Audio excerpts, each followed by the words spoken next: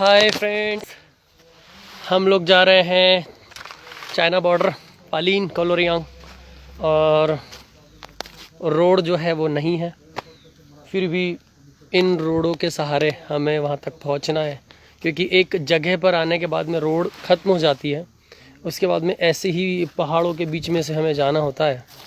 और ये हमारा ट्रक है जिससे हम लोग जा रहे हैं, तो बढ़िया है। आप उधर मस्त रहिए, हम लोग इधर देश के लिए कुछ ना कुछ कर रहे हैं। आप लोग भी उधर थोड़ा सा चाइना के ऐप को डिलीट करो यार, बायकॉट करो उनका और उनके प्रोडक्ट्स को भी बायकॉट करो यार। मतलब कि हम लोग इधर देशभक्ति जगाओ अपने दिल में, हम लोग भी देशभक्त की तरह यहाँ पे हैं। इतनी टफेस्ट प्लेस पे हम लोग ड्यूटीज़ कर रहे हैं। आप घर में रह के उंगलियों से तो उसको बायकॉट कर सकते हो ना, तो करो यार, अच्छा लगेगा हमको भी, हमारी भी हेल्प होगी। बाय।